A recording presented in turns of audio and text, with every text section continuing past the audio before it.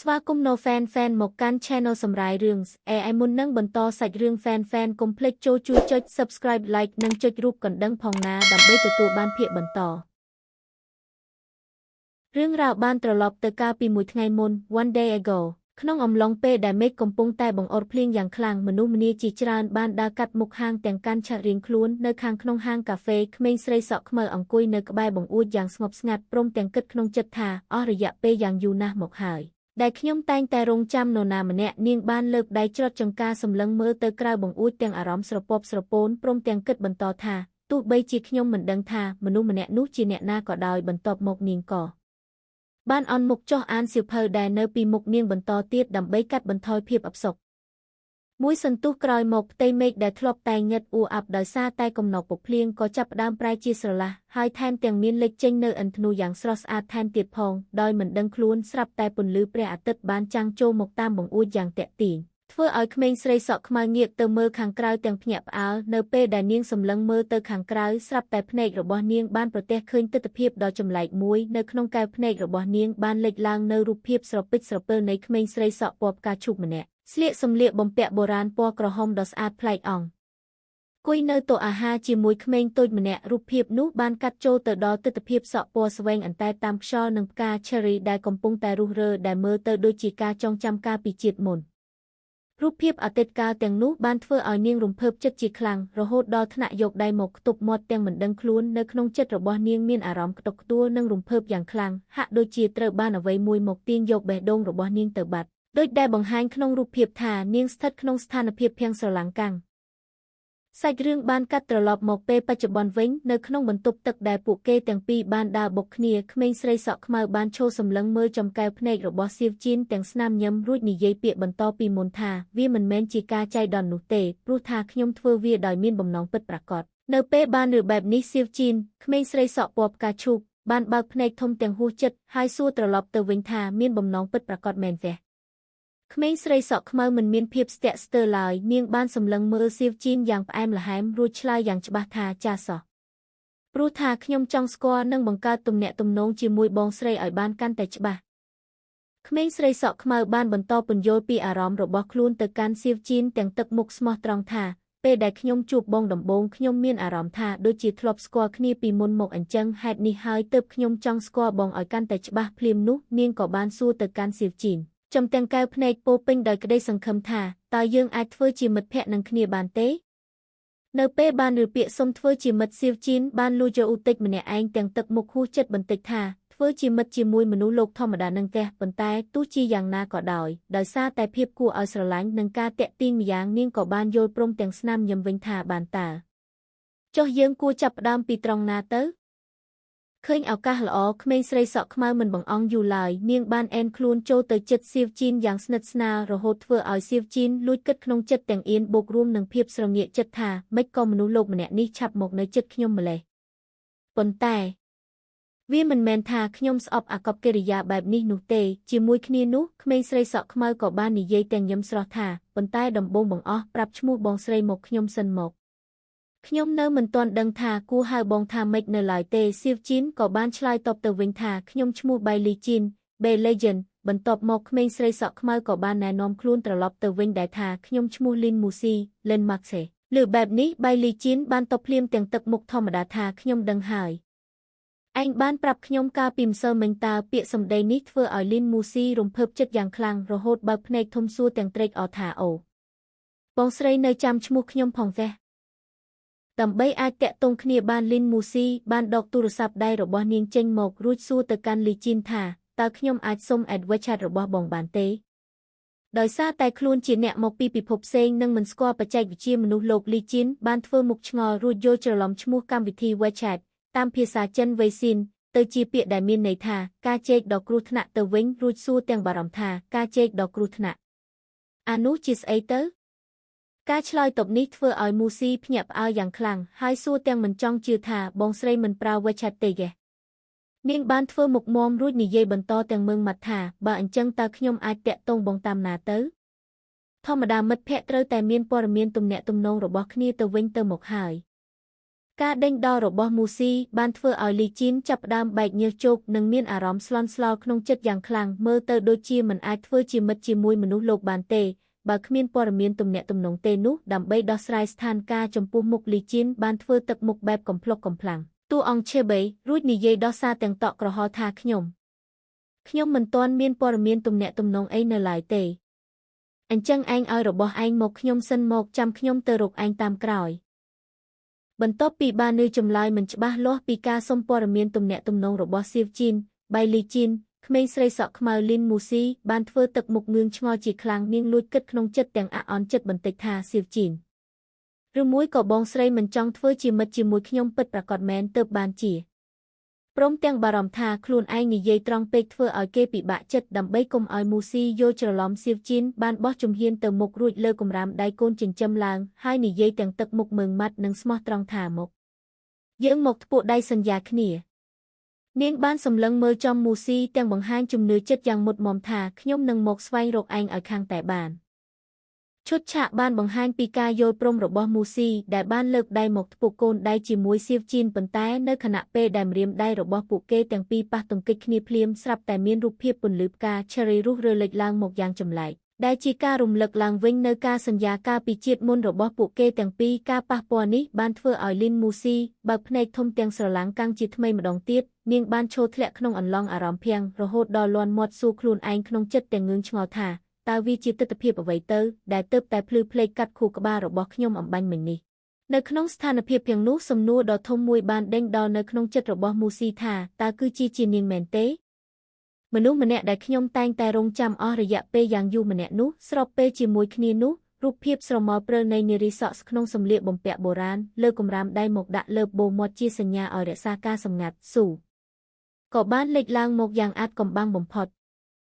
បន្ទាប់ពីបានសន្យាគ្នាដោយការធ្វើដៃរួចរាល់លីនមូស៊ីបានហុចកាតតូចមួយទៅឲ្យបៃលីជីនទាំងស្នាមញឹមរាក់ទាក់រួចនិយាយថានេះជានាមប័ណ្ណ business card របស់ខ្ញុំនៅក្នុងនោះមានដាក់អាសយដ្ឋានរបស់ហាងអាហារ Little Flower Restaurant ព្រមទាំងមានលេខទូរស័ព្ទរបស់ខ្ញុំផងដែរលីជីនបានទទួលយកកាតនោះមកពិនិត្យមើលរួចអានតិចក្នុងចិត្តថាលីនមូស៊ីហាងអាហារ Little Flower Restaurantលេខ5223ផ្លូវ Tangerine នៅពេលសម្លឹងមើលឈ្មោះហាងអាហារនោះលីជីនបានលួចញឹមបន្តិចទាំងគិតក្នុងចិត្តដោយក្តីរំភើបស្រទន់ថាកាលពីមុនខ្ញុំធ្លាប់តែគិតថាឈ្មោះហាងអាហារ Little Flower នេះស្ដាប់ទៅហាក់ដូចជាបុរាណនិងហួសសម័យបន្តិច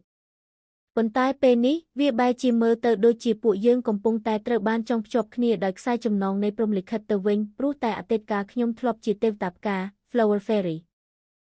ប៉ុន្តែបន្ទាប់ពីគិតរឿងរ៉ូមែនទិកមិនទាន់បានប៉ុន្មានផងអារម្មណ៍របស់លីជីនក៏ប្រែជាធុញថប់ភ្លាមនាងបានធ្វើមុខស្អុយប៉ែរួចលួចត្អូញត្អែក្នុងចិត្តទាំងមិនពេញចិត្តនឹងស្ថានភាពជុំវិញខ្លួនថានិយាយអញ្ចឹងតើខ្ញុំត្រូវទ្រាំរស់នៅក្នុងភពមនុស្សលោកដ៏គួរឲ្យធុញទ្រាន់មួយនេះដល់ពេលណាទៀតទៅនេះ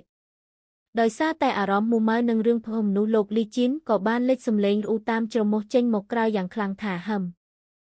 ភើធ្វើឲ្យលីនមូស៊ីដែលឈរក្បែរនោះងាកមកមើលទាំងភ្ញាក់ផ្អើលនិងងឿងឆ្ងល់ជាខ្លាំងហាសប៉ុន្តែជំនួសឲ្យការខឹងពេលដែលមូស៊ីឃើញទឹកមុខក្រញើគួរឲ្យស្រឡាញ់របស់លីជីននាងបែរជាលួចញឹមទាំងក្តីគ្រឺតខ្នាញ់និងគិតក្នុងចិត្តថាម៉េចសុកក៏ធ្វើសម្លេងទៅហឹមក៏ដាក់ខ្ញុំអញ្ចឹងគួរឲ្យស្រឡាញ់ខ្លាំងម្លេះទេវតាអើយដោយសារតែមានកិច្ចការដែលត្រូវធ្វើបន្តលីនមូស៊ីក៏បានសម្រេចចិត្តលែកគ្នាជាបណ្ដោះអាសន្ននាងបានងាកមកនិយាយលាលីជីនទាំងទឹកមុខទន់ភ្លន់ថាសៀវជីនខ្ញុំសូមត្រឡប់ទៅមុនហើយណាលីជីនដែលបានស្ដារអារម្មណ៍ល្អឡើងវិញក៏បានមកក្បាលផ្ដោស្នាមញឹមយ៉ាងស្រស់ស្រាយរួចឆ្លើយទៅវិញយ៉ាងខ្លីថាចាសខេសាច់រឿងបានកាត់ត្រឡប់មកបរិយាកាសនៅក្នុងហាងស៊ុបវិញនៅពេលដែលសៀវជីនដើរចេញពីបន្ទប់ទឹកមកអង្គុយនៅតុអាហារវិញមិត្តភក្តិស្រីម្នាក់សក់ពណ៌ត្នោតបានសម្លឹងមើលទៅនាងទាំងលួចគិតក្នុងចិត្តថាតើនារីម្នាក់នោះជាមនុស្សម្នាក់ដែលលួចសម្លឹងមើលសៀវជីនកាលពីមុនមែនទេតាមពិតទៅពួកគេពិតជាស្គាល់គ្នាមែនតាសោះនៅក្នុងចំណោមមិត្តភក្តិទាំងពីរនាក់នោះស្រាប់តែមិត្តភក្តិស្រីសក់ពណ៌មាសម្នាក់ឈ្មោះឈីឈីមិនខ្វល់ពីអ្វីទាំងអស់ក្រៅពីអង្គុយចុចទូរស័ព្ទដៃផ្ញើសារយ៉ាងញាប់ដៃភាពមិនខ្វល់ខ្វាយរបស់ឈីឈីបានធ្វើឲ្យមិត្តភក្តិសក់ត្នោតលួចឆ្ងល់ក្នុងចិត្តថាហេតុអ្វីបានជាឈីឈីផ្ញើសារគ្រប់ពេលបែបនេះនាងសំបីតែមិនងើបមុខមើលពេលសៀវជីនដើរមកវិញផងតើនាងកំពុងជែកលេងជាមួយអ្នកណាតើនាងមានទំនាក់ទំនងស្និទ្ធស្នាលជាមួយនរណាម្នាក់មែនទេ ទោះជាយ៉ាងណាក៏ដោយសារតែការចង់ដឹងចង់ឃើញខ្លាំងមិត្តភក្តិសក់ត្នោតក៏បានសម្រេចចិត្តបើកមាត់សួរសៀវជីនត្រង់តែម្ដងថាសៀវជីនតាមពិតទៅក្មេងស្រីម្នាក់នោះជាមិត្តភក្តិរបស់ឯងមែនទេខ្ញុំឃើញឯងទាំងពីរនាក់ដើរទៅបន្ទប់ទឹកជាមួយគ្នាណាសនៅពេលបានឮសំណួរដេញដោលបែបនេះសៀវជីនបៃលីជីនមិនបានឆ្លើយភ្លាមនោះទេព្រោះនាងកំពុងតែរវល់លើកដបទឹកកូឡាផឹកក្អឹកយ៉ាងឆ្ងាញ់ពិសាក្នុងចិត្តរបស់នាងដែលជាទេវតាទើបតែបានស្គាល់រសជាតិទឹកផ្អែមរបស់មនុស្សលោកក៏លួចកោតសរសើរក្នុងចិត្តទាំងរំភើបថាអូហូទឹកខ្មៅដែលមានពូហុយមួយនេះពិតជាមានរសជាតិឆ្ងាញ់ខ្លាំងណាស់បន្ទាប់ពីផឹកកាត់បន្ថយភាពស្រេកទឹករហូតលេចសំឡេងដកដង្ហើមធំហាសោះយ៉ាងស្កប់ស្កល់រួចមកសៀវជីនក៏បានឆ្លើយតបទៅកាន់មិត្តភក្តិវិញទាំងទឹកមុខរំភើបនិងទន់ភ្លន់ថាពីមុនមកពួកយើងមិនមែនជាមិត្តភក្តិនឹងគ្នាទេប៉ុន្តែចាប់ពីពេលនេះទៅពួកយើងជាមិត្តភក្តិនឹងគ្នាហើយសាច់រឿងបានកាត់មករកបរិយាកាសខាងក្រៅជាមួយនឹងផ្ទៃមេឃពណ៌ខៀវស្រឡះនិងពណ៌ស្ដេដាស់ដែលបង្ហាញពីការផ្លាស់ប្ដូរពេលវេលាឬទីកន្លែងថ្មីទិដ្ឋភាពបានផ្ដោតទៅលើក្មេងស្រីម្នាក់ទៀតសក់ចងពីចំហៀងពណ៌ក្រហមក្រមៅនិងពាក់អាវរងាមានមុខពណ៌ខៀវខ្ចីនាងកំពុងដើរបណ្ដាចុចទូរស័ព្ទដៃដើរញាប់ស្មេយ៉ាងម៉ឺងម៉ាត់បណ្ដានាងលួចឆ្ងល់ក្នុងចិត្តទាំងហួសចិត្តថាហេតុអ្វីបានជាលូលីងលលេងសុកក៏ផ្ញើសារមកមួយគោកតែម្ដងបែបនេះតើមានរឿងអីកើតឡើងមែនទេមិនតែប៉ុណ្ណោះនាងក៏បានកត់សម្គាល់ឃើញការផ្លាស់ប្ដូរកម្មវិធីទូរស័ព្ទរបស់មិត្តភក្តិរួចគិតបន្តថាតើនាងប្ដូររូប profile ទៅជាលេខ7តាំងពីពេលណាឬមួយវាជាលេខសំណាងរបស់នាង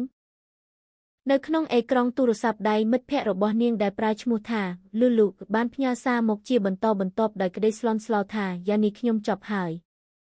តើខ្ញុំគួរធ្វើម៉េចទៅរួមជាមួយ sticker រូបសត្វក្តាន់យំដង្ហោយថាជួយខ្ញុំផងក្មេងស្រីសក់ក្រហមយ៉ានីក៏បានផ្ញើសារសួរត្រឡប់ទៅវិញថាលូលូមានរឿងអីកើតឡើង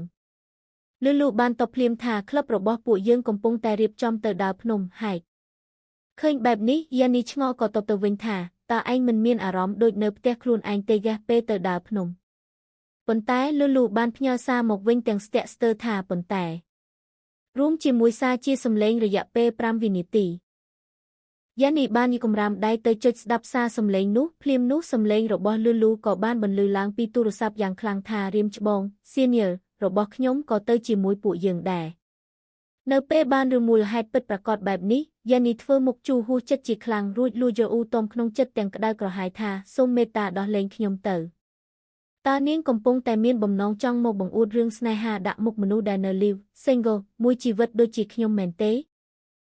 បន្ទាប់ពីចាក់ស្ដាប់សារសំឡេងរបស់មិត្តភក្តិរួចយ៉ានីស្រាប់តែភ្ញាក់ព្រឺតនៅពេលក្រឡេកមើលទៅខាងមុខហើយឃើញថាប្រធានហាងរបស់នាង manager ដែលពាក់អាវក្រៅពណ៌ក្រហមបានដើរដាច់ទៅមុខម្នាក់ឯងបាត់ទៅហើយឃើញដូចនោះនាងក៏បានស្រែកសួរទៅកាន់ប្រធានហាងទាំងស្លន់ស្លោថាប្រធានតើបងកំពុងតែទៅណាខុសផ្លូវហើយពួកយើងមិនមែនត្រូវដើរត្រឡប់ទៅហាងវិញជាមួយគ្នាទេទេប្រធានហាងសក់ខ្មៅវែងលីនមូស៊ីមិនបានដើរត្រឡប់មកវិញភ្លាមនោះទេនាងបានឈប់ឈរនៅក្រោមដើមឈើរួចញើយមុខសម្លឹងមើលទៅផ្កាpeach blossoms ពណ៌ផ្កាឈូកដែលកំពុងរីកស្គុះស្គាយនាងបានលួចពោលពាក្យម្នាក់ឯងក្នុងចិត្តថាផ្កាpeachទាំងនេះពិតជាស្អាតខ្លាំងណាស់ប៉ុន្តែនៅពេលដែលស្រទាប់ផ្កាpeachបានរុះរើប៉ក់តាមខ្យល់មកលើផ្ទៃមុខរបស់នាងក្រសែភ្នែករបស់នាងស្រាប់តែប្រែជាទន់ភ្លន់និងស្រទន់រួចគិតបន្តទាំងរំជួលចិត្តថាទិដ្ឋភាពមួយនេះពិតជាសាំភ្នែកខ្លាំងណាស់វាធ្វើឲ្យខ្ញុំនឹកឃើញដល់នាង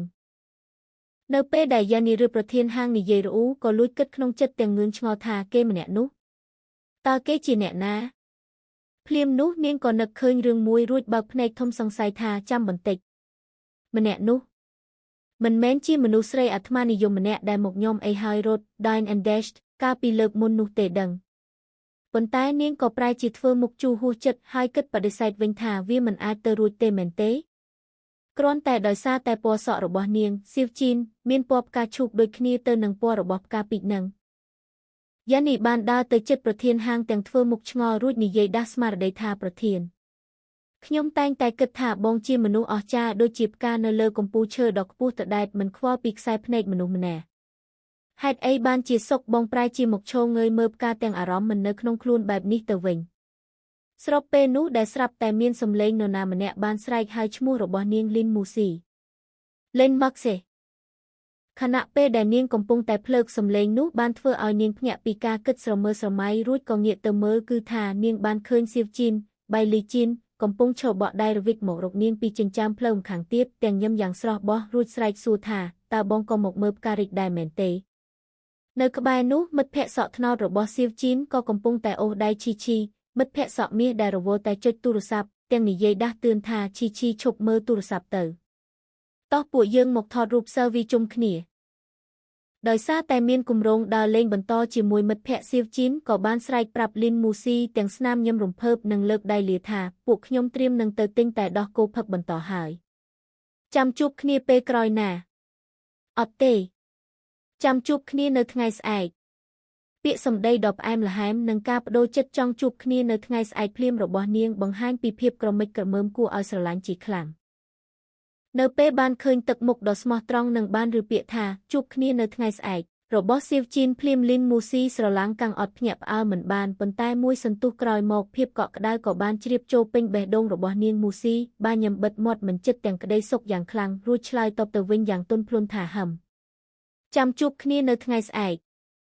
បន្ទាប់ពីការលាគ្នាយ៉ាងស្រស់ស្រាយរបស់សៀវជីនស្រទាប់ការពីឆ្ពផ្កាឈូកបានបន្តរុះរើប៉ក់កាត់តាមខ្យល់យ៉ាងរ៉ូមែនទិកនៅក្នុងគ្រានោះអារម្មណ៍របស់លីនមូស៊ីហាក់បីដូចជាធ្លាក់ក្នុងអន្លង់ស្នេហ៍យ៉ាងជ្រាលជ្រៅនាងបានលួចពោក្នុងចិត្តទាំងរំភើបញាប់ញ័រថាវាមានអារម្មណ៍ដូចជាមនុស្សគ្រប់គ្នានៅជុំវិញខ្លួនបានរលាយបាត់អស់ភ្លាមក្នុងមួយប៉ព្រិចភ្នែកហើយអ្វីដែលខ្ញុំអាចមើលឃើញនៅពេលនេះគឺមានតែរូបរាងរបស់នាងម្នាក់គត់នាងបានលាតបាតដៃទៅទទួលយកស្រទាប់ការពីជាមួយដុំដែលធ្លាក់មកលើបាតដៃរបស់នាងយ៉ាងទន់ភ្លន់លីនមូស៊ីបានក្តោបស្រទាប់ការនោះតិចក្នុងដៃរួចយកមកដាក់ក្បែរទ្រូងរបស់នាងបានគិតបន្តអំពីវត្តមានរបស់សៀវជីនក្នុងជីវិតរបស់នាងថានេះគឺជាអភូតហេតុទី2ហើយដែលខ្ញុំបានជួបប្រទះនៅក្នុងឆាកជីវិតរបស់ខ្ញុំទឹកមុខរបស់មូស៊ីប្រែជាមានក្តីសុខនិងពោពេញដោយស្នាមញឹមស្រទន់ដែលមិនធ្លាប់មានពីមុនមកនាងបានសារភាពអារម្មណ៍ពិតនៅក្នុងចិត្តបន្តថាសុខខ្ញុំបែរជាមានរឿងរ៉ាវដែលត្រូវទន្ទឹងរង់ចាំនៅក្នុងជីវិតដ៏គួរឲ្យធុញទ្រាន់មួយនេះនោះគឺការទន្ទឹងរង់ចាំថ្ងៃស្អែកមួយដែលមានវត្តមានរបស់នាងនៅក្បែរភាគនេះចប់ហើយតែកុំភ្លេចរង់ចាំទស្សនានៅភាគបន្តណាជាចុងក្រោយ admin សូមអំណរអគុណទៅកាន់ fan ដែលបានជួយចុច subscribe like មកកាន់ channel សម្រាយរឿងស្អែរបស់ admin ចុចឥឡូវនេះដើម្បីទទួលបានភាគបន្ត